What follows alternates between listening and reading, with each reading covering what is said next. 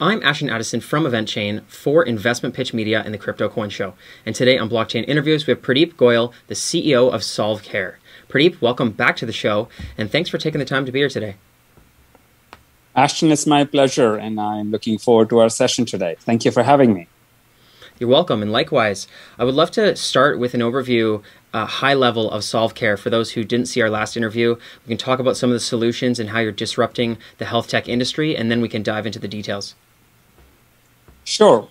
So Solve Care is a healthcare platform which was built with the idea that digital health networks take a very long time, effort, and risk in being designed, configured, and launched. And I personally oversaw many digital health networks launched in the US around insurance benefits, around employee benefits, around public health benefits. And they all took far too long, were too expensive, and ultimately failed to get the adoption we wanted. And they failed to deliver the results we wanted. And with the advent of blockchain, with the advent of the ability to decentralize data, identity, transactions, and payments, I realized an opportunity exists to really make an equivalent of Salesforce.com platform on blockchain for healthcare, which allows different network participants to safely participate in multiple networks and do so on terms that are acceptable to consumers and patients and their families. So basically, Solve.Care is really designed to facilitate a better care coordination, better benefit coordination, better payment coordination. It uses blockchain as a coordination fabric and really bridges the gap between having a pure blockchain technology and the need to have a complete functionality to build an actual consumer-friendly digital health network. Definitely. That's a great intro, Pradeep. And yeah, you mentioned there are quite a few issues in the industry right now. Some on the provider side, in that it's really expensive and it takes a long time to set up, and there's all these moving parts, and it's tough to coordinate that, especially since the industry's been around for so long and all this new technology is coming in with innovation, and they're trying to put one piece in at a time without having to redo everything, and moving to like a global telehealth system is a big innovation for an industry that's not just ready to overhaul all their technology. And so on the patient side, it's a bit of a different experience, I'm sure, now moving to having the lockdowns, moving more into telehealth, virtual and digital for all their files, and access to kind of healthcare worldwide as well and remotely. Can you talk about some of those changes and solutions that you're providing in this move to digital and then into blockchain through Solve Care solutions? I'll give you three very concrete examples to make it real for people who are looking at it from a consumer patient perspective. So the one network we have just launched on our platform is a global telehealth exchange. And the idea of this network is to allow providers and patients worldwide to connect with each other on a purely voluntary need basis. So it's an exchange that matches physicians anywhere in the world with patients anywhere in the world, but it matches them per the rules of various jurisdictions in which the patient or the doctor is based, on the needs of the patient, the availability of the doctor, the specialty of the doctor, and so on. It's a very complex matching system, very much like how you match stock buyers and stock sellers. Here we are matching doctors who are available, let's say in Ghana, for a patient in Nigeria who has a specific need that this doctor can meet, and also from a regulatory compliance and from a specialization and payment and cost. So a multifaceted matching network, which runs in a purely autonomous manner, but doctors sign up based on the type of practice they want to do, and patients sign up based on the need they have, and the system matches them. And it also facilitates real-time digital payments using Solve Token. It allows the patient to immediately book an appointment. And the way the system works is the patient puts out a request on the blockchain saying, I need a pediatrician in the next 4 hours. And I need a pediatrician that is female, and my needs are next 4 hours. And I'm looking for a physician worldwide, or looking in Africa, or looking in Asia, or I'm looking for a physician in my geography where I live. And that event goes on the blockchain. And from there, every physician on the network worldwide can read and respond to that event automatically And the physicians that respond to that event automatically will get matched with the patient, and the patient can choose. You don't need to have any kind of pre-existing relationship. You don't need to go search a provider directory and randomly pick the name of the patient, the physician that you might like. The system does the match for you based on purely empirical metrics. And every transaction between patient and physician is then recorded in an anonymous way so that there is no question about any consents or rights or privacy. All those are handled by the blockchain. So this is one way to truly democratize access to healthcare. Now, compared to every other telemedicine solution on the planet, where the telemedicine solution network is predetermined, only certain doctors who are on the network can only see certain patients who are allowed on the network. So both sides are controlled. The demand is controlled, the supply is controlled, and there is hardly any flexibility or freedom. And costs are predetermined by the network sponsor, the telehealth solution. Everything is controlled for you. We are the opposite. We are the open network. And the only reason it can be open and secure is because of our platform built on the blockchain. So this is one. A second really interesting example for digital health networks and blockchain, and we have built many networks, but I will give a few examples to illustrate. So we have built a system on which you can have a non-emergency medical transportation system, a network where we have connected with Lyft and Uber, and we can essentially allow a patient who needs to go see a doctor to automatically determine what is the cost of traveling from their home or their school or their work to the physician's office and back. And that transaction can be paid for by third parties, like your employer, like your friends and family, like even your doctor, or your government agency, like in the US, Medicare or Medicaid, or in UK, the National Health Service. And that transportation is tied to a clinical appointment. So, and that cannot be misused. The pickup point and the delivery point and the return point back to home or work can be fully managed and can therefore eliminate the several problems around doing clinical transport systems: cost, availability, fraud and misuse, cancellation of appointments, no shows. All that issue goes away. The doctor, the patient, and the third party paying for this ride are on the same fabric, but identity of people can be fully secured and protected. So the benefit payer does not need to know about the identity of the beneficiary. Only they need to know that it is a beneficiary. Very complex problem that happens that requires a lot of people, a lot of middlemen today in government programs, eliminates all that. And our estimate is that in a single state, in one state out of 50 in the United States, this program would save $50 million a year or more for the US taxpayer each year. So that's a different kind of a network. A third kind of network we have launched is around diabetes care coordination. So when you have diabetes, you got to have a primary care physician, an optometrist, an ophthalmologist, an endocrinologist. You probably need to see a cardiologist. You'll probably need to see a podiatrist for foot inspection. So diabetes care requires a lot of coordination, and everybody needs to be in sync with each other. And yet, rarely are all these people somehow connected to a single EMR. They never are. So in the diabetes care model, we allow for patients' symptoms and needs to be published on the chain without de-identified, where they cannot, patient identity is always protected. And all the subscribers to the patient's wallet have access to certain events, allowing them to do their job. So insurance company gets certain events on which they can do billing. The podiatrist gets their certain events on the basis of which they can schedule an annual foot exam. The cardiologist gets certain events on their wallet for them to know when they should ask for an updated EKG. And this coordination between patient, their family, their friends, their coworkers, their employer, who needs to give them time off to go get the exam done, all that happens in a network, care network on our platform. So these are three distinct examples. One is around teleconsultation. The other is around transportation. Third is around chronic care management. But they are just examples. We have dozens more networks being planned on our platform.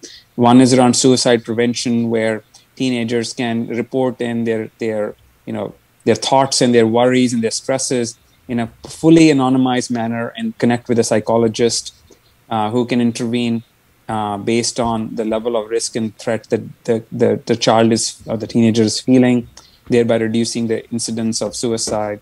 We are building another network around helping physicians who are dealing with trauma and stress of not being able to provide enough care, particularly in the pandemic. So essentially caring for care providers, where we connect physicians to other physicians who can coach them through difficult periods, overwhelmed through multiple shifts, not getting enough rest, feeling like they're not being able to help enough patients. Physicians are under a tremendous amount of stress from COVID and other, the mortality rate is super high. So caring for care providers is another example. In all of these, there is a theme. The theme is that the blockchain facilitates private, secure communication between patient, doctor, or other family members. It allows for coordination at the event level without exposing unnecessary information about the event generator or the event receiver. And it changes the model. So we expect over the next 6 months to see a whole host of new networks come out on the Care platform. We have 5 networks today built, and we expect dozens more to be launched over the next 12 months. Great examples, Pradeep, and I think that they are in such timely need with the pandemic. Last time we spoke, the pandemic had already started. You had just launched the Global Telehealth Exchange. I know that you're expanding into new jurisdictions. I've seen some recent updates surrounding that. Can you talk about, since we last spoke, how is the growth, the adoption, and the feedback on the Global Telehealth Exchange going? Yeah, so Global Telehealth Exchange was the first network I referred to earlier. I'll be very happy to talk about what we have done.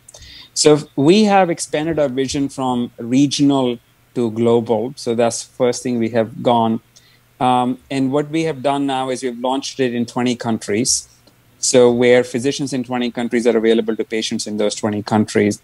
And the next step that we are headed towards is to expand the network to about 66 countries, which we expect to do over the next few weeks. And eventually our goal is to cover all 195 countries in the world, both from a patient demand and a physician supply perspective. Wow. But if you think about what we have really done, it's very remarkable, is that we are using the blockchain to coordinate the various compliance needs of a physician based on where they are licensed to practice with a patient where they are currently located or where they're traveling to or where they're resident of, and linking them in a manner that can be validated by regulators and auditors to be compliant with the local laws. So in reality, if you take 190, if you can permit any patient or a patient in any country to be able to find a doctor across every country, you would end up with about 38,000 regulatory pairs or considerations or relationships. Then for each regulatory pair, what we call a patient-provider pair, we will end up with many considerations like insurance requirements, cryptocurrency, credit card, data storage and privacy, patient right bills like HIPAA, GDPR. So you end up with millions of combinations of legal and regulatory combinations. Nobody has ever attempted to even do this across more than one within the boundary of a single country where most telehealth solutions exist. And no matter how big your healthcare solution is, it tends to be inside a country. There's a big companies in the US that have telehealth solutions for United States. You have big companies in UK that have telehealth solutions for UK. Now, even if the same company goes to US, they stand up a new network in the US. If that company goes to Canada, they stand up a new telehealth network in Canada. If they go to Singapore, they set up a new network in Singapore. Nothing connects these networks. There is no real global model of me being able to find a Swedish pediatrician for my kid just because I feel that I want to have him be treated on a Swedish care protocol. That model doesn't exist. You can pick up the phone and call your grandmother in Sweden and get her advice, but you cannot pick up the phone and call a pediatrician in Sweden and get their advice. Why is that? How come I can call my untrained, unofficial physician called grandma anywhere, get her advice and take that into account, but I can't seek an advice from a trained pediatrician in Germany without going to Germany or without having some personal connection? We need to break these unnecessary boundaries, but we need to do that in a way that protects patients' rights, protects providers' rights, and allows this relationship to happen inside a regulatory permitted relationship. So this global telehealth exchange uses blockchain to not only allow these connections, but also uses it as a way to protect both sides. Should there be a question about who saw whom and under what license agreement or consent model did they see each other, that protection is provided by the platform and by the blockchain. So it's a necessary level of auditability as well. So at this point in time, we are moving aggressively to launch about 1/3 of the planet is going to be covered in the next release.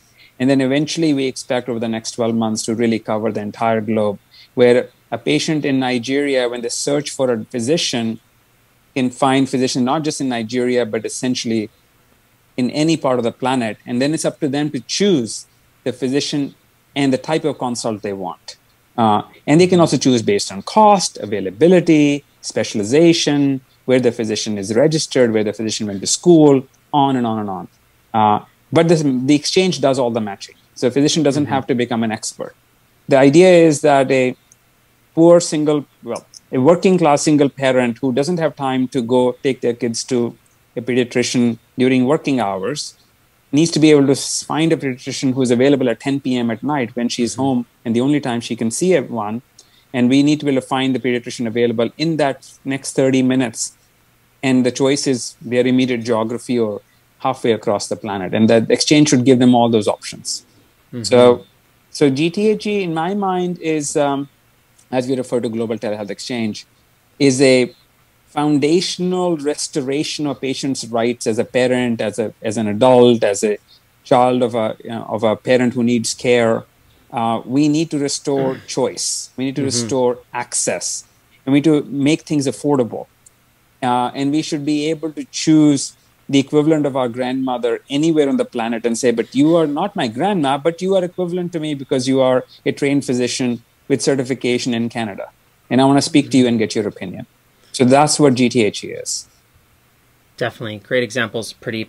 And as you continue to grow out into these other jurisdictions and make it truly global in the next 12 months, which is very impressive, what are some of the parties that you need to help achieve these goals? Are you looking for more strategic partnerships, more physicians and healthcare providers, or just more patients or more regulatory bodies to accept and get into these countries? So first and foremost, our focus is on enabling the physician to practice medicine the way they want, when they want, with whom they want, and the price point they want to practice. So our GTHE today is a patient-paid direct payment from patient to provider model. Of course, the patient can then seek reimbursement from their insurance company, as an out-of-network provider. That's fine. But really, it's a direct access, direct payment, instant appointment, instant telemedicine framework.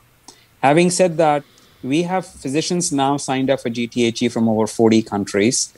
So doctors from from 40 different countries have said, I love it. I want to be practicing medicine online. So our goal is, of course, to cover every country on the planet, or at least every country where we are legally allowed to do business. And there will be a handful of countries where, because of political or regulatory concerns, we will not go. But I think that's going to be something you can count on your hands, on your fingers. Every other country we expect to have physicians, and we are reaching out to physicians, and we're getting tremendous response. Physicians love the restoration of dignity and rights and choice for them as well. Right? One of my physicians said to me, I would rather practice 4 hours in GTHE a day than to spend 40 hours in my office, because I do more and I get more satisfaction out of it. And some of those hours I can afford to do pro bono, and some of them I'll charge for, and I'll set my own rates, and this is exactly how I want to do it. And this particular physician has licenses in 3 different countries. Grew up in one, got their licenses there, moved to and did residency in another country and have their license there, and then eventually lives in the United States.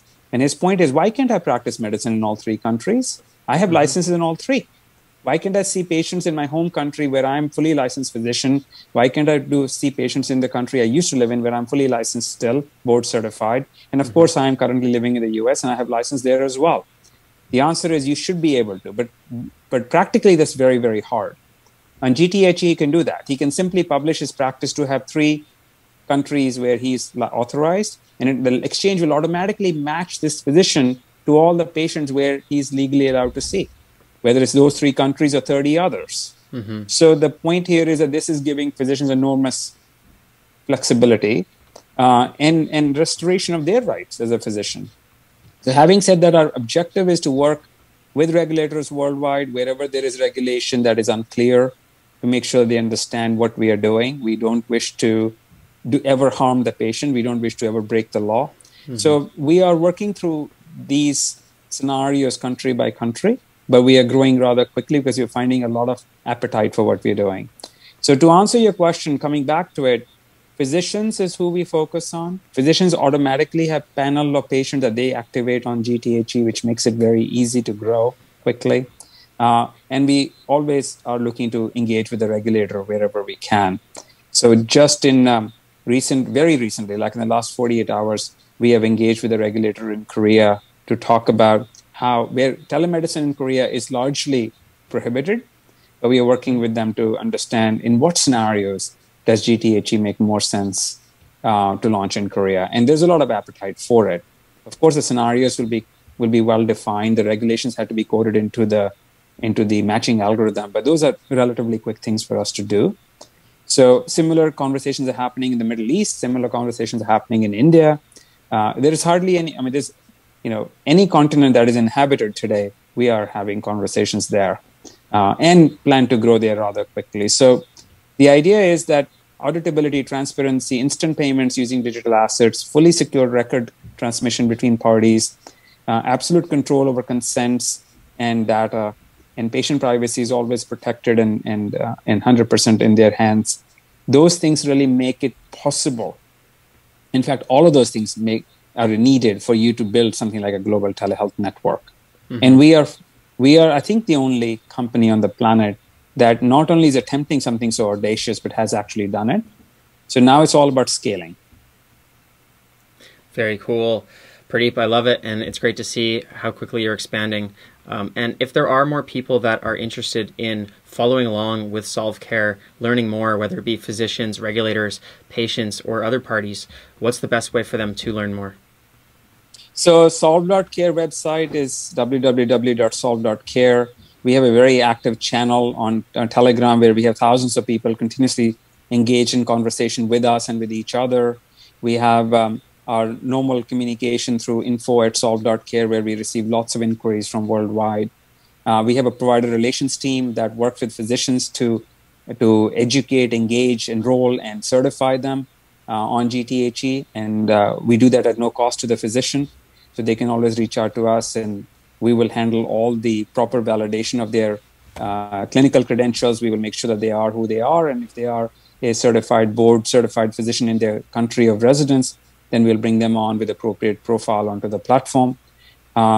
Certainly, patients can download the Care Wallet for free from the App Store. A new version goes out, I think, in the next 24 hours, which will be available in 20 countries, not 2. And then over the next few weeks, we'll be increasing that to 66 countries, I believe. And then it goes to the full, the next round will add more countries. So Solve Care is very open and transparent. Our vision and mission always is that what we are doing is so worthwhile and impactful on humanity that we want to be as transparent as possible. So neither the regulator nor the physician nor the community should ever be surprised. Of course, we want to protect our intellectual property, but beyond that, we are continuously informing and educating the market. Having said that, if anybody wants to reach out to any of my team members, we are always 24/7 monitoring the Telegram channel and the emails. That's how you would connect with us. Great. Thank you so much for taking the time today, Pradeep. All the best with Solve Care moving forward, and let's follow up in the near future. Thank you, Ashton. It's a pleasure as always, and thank you for having me. I really appreciate it.